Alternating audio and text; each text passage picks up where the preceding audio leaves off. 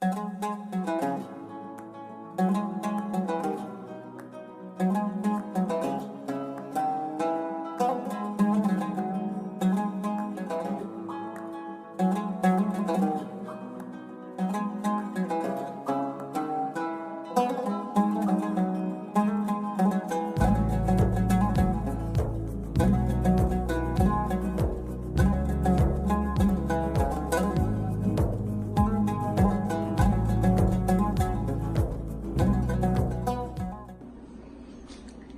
عليكم بنات، كي دايرين؟ لاباس عليكم؟ كنتمنى الفيديو ديال اليوم يلقاكم بصحه جيده وباحوال طيبه. عواشر مبروكه وسنه سعيده باش ما تمنيتو ان شاء الله. اليوم ان شاء الله غادي نحضر معكم واحد الكيك ديال الحامض وبذور ديال البافو اولا الخشخاش، اللي كيك كتجي لذيذه بزاف. انا شخصيا من عشاق هذا الكيك. كنتمنى الفيديو ينال الاعجاب ديالكم. الا عجبكم الفيديو ما تنسونيش من اللايكات والتعليقات، ولا كنتوا اول مره كتشاهدوا القناه شاركوا فيها وفعلوا زر الجرس باش توصلوا بالجديد اللي كننزل على القناه. غادي نبداو الان بالمقادير وندوزو لطريقه التحضير. خليكم معي. اذا بالنسبه للمقادير اللي غادي نحتاجو لهذا الكيك ديال الحامض ببذور الخشخاش اولا بذور البافو، غادي نحتاجو هنايا 200 مليلتر ديال الحليب، عندي هنايا 85 غرام ديال السكر سنيده، ساشي ديال الفاني، قبيصه ديال الملح، ونص معلقه صغيره ديال بيكربونات الصودا، عندي 85 غرام ديال الزبده، جوج بيضات، عصير ديال الحامضه وبشر ديال جوج ديال الحامضات، بذور ديال الخشخاش اللي هما هادو البنات. راه متوفرين هادو فاكولتاتيف، زعما بغيتو تضيفوهم ولا ما بغيتوش. الا كانوا متوفرين ضيفوهم، ما كانوش متوفرين ماشي مشكل. عندي هنايا 250 غرام ديال دقيق فورس. صافي، هادو هما المكونات اللي غنحتاجو لهذا الكيك.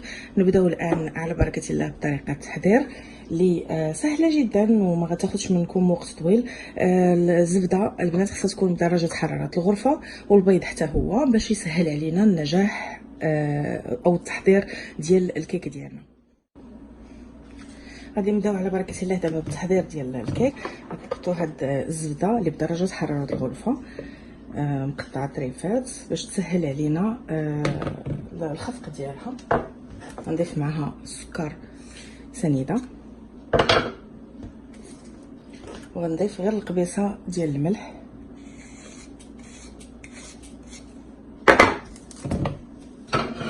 ساشي ديال الفاني، وغنخفقوا جميع هاد المكونات حتى تمازج بيناتها مزيان ونحصلوا على كريمه.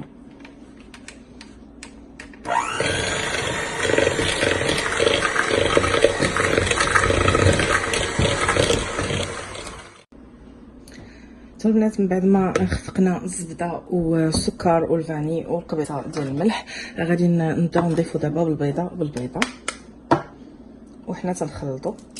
نضيفو البيضه الاولى،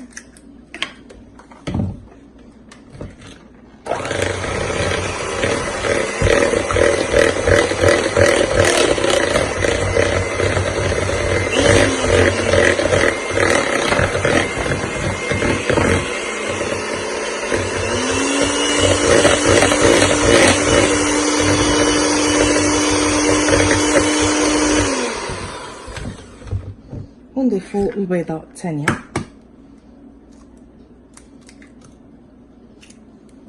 ونبقاو مستمرين في الخلط حتى تنسجم هاد البيضه مع هاد الخليط حتى هي. ونبداو كنضيفو في الحليب وقشور ديال الحامض والعصير ديال الحامض تدريجيا حتى نحصلوا على خليط متجانس. البنات من بعد ما خفقت البيض مع الخليط ديال السكر والزبده، ضفت هنايا القشور ديال الحامض والعصير ديال الحامض. غادي نبدا نخفق فيهم ونضيف الحليب بشويه بشويه.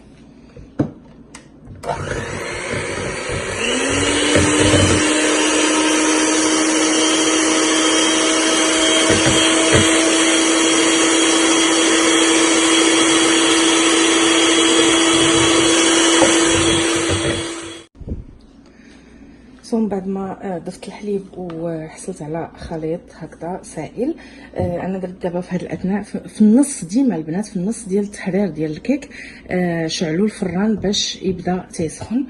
غادي نبدا ان شاء الله. ناخذ غير واحد المعلقه، نضيف معلقه صغيره ديال البيكين باودر اولا خميره ديال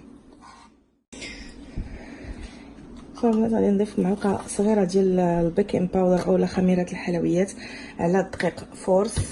غادي نضيف معاها هاد المعلقه صغيره مع مرش اولا غير نص معلقه ديال البيكين صودا، وغادي نحاولوا نخلطوا هاد الدقيق باش نبداو نضيفوه بشويه بشويه وحنا تنغربلوه. انا دابا غادي نستعمل غير لا ماغيس، ما غاديش نستعمل الطراب. بسم الله.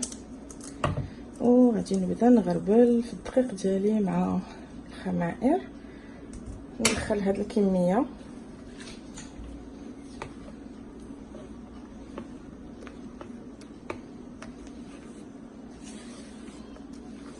وندخل عاود الكميه الثانيه.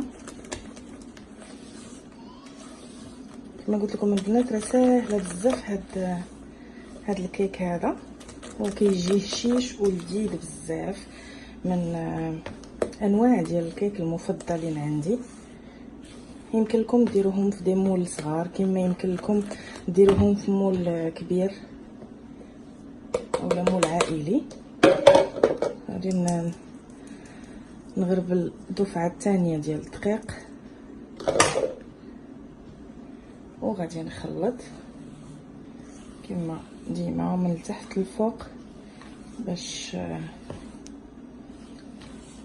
الدقيق يتشرب لينا كاع السوائل.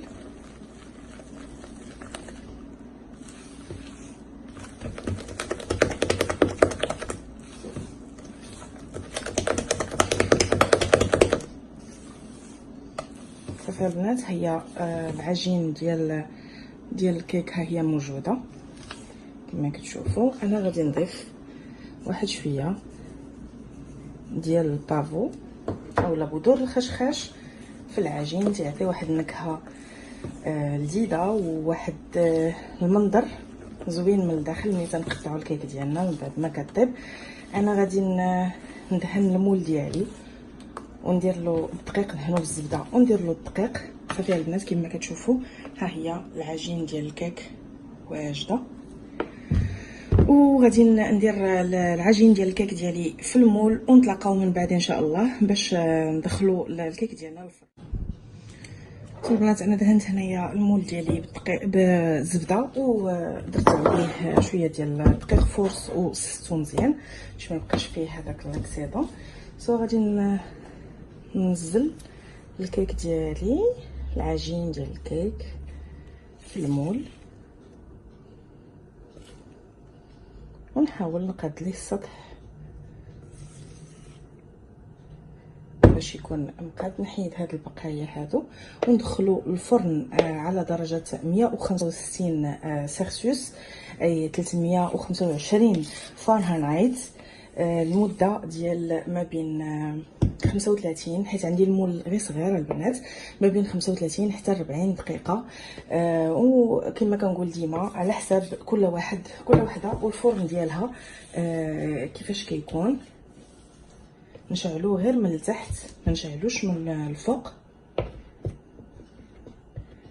صافي البنات، ومن بعد نتلاقاو من بعد ما طيب الكيك ديالي ونوريكم الشكل النهائي. البنات هذا هو الشكل النهائي ديال الكيك ديالنا اللي حضرناه بالحامض والبافو. كتجي لذيذه بزاف البنات وهشيشه. هانتوما راها رطبه بزاف بزاف. كنتمنى تنال الاعجاب ديالكم. انا زينتها هنايا، دهنتها من الوجه ديالها الناباج اللي دفيته شويه في واحد الكاسرونه ودهنت الوجه ديالها باش تعطيني داك لا بريونس. وحضرت دي رونديل ديال الحامض المعسلين. الا كنتو كيهمكم الامر او مهتمين بكيفيه تعسيل الحوامض خليوها ليا تحت في التعاليق، نحضر لكم ان شاء الله فيديو كامل وبجميع التفاصيل ديالو باش تحضروا الحوامض المعسله وتزينوا بها الحلويات ديالكم والاطباق ديالكم وطريقه الاحتفاظ بها. كنتمنى الفيديو ينال الاعجاب ديالكم، ولا عجبكم الفيديو ما تنساونيش من اللايكات والتعليقات، ولا كنتوا اول مره كتشاهدوا القناه اشتركوا فيها وفعلوا زر الجرس باش توصلوا بالجديد اللي كنزل على القناه. دعموني بلايكاتكم وتعاليقكم وبارطاجيو الفيديو بين الاهل والاصحاب وفي مواقع التواصل الاجتماعي. شكرا لكم، والى فيديو جديد ان شاء الله ووصفه جديده ان شاء الله.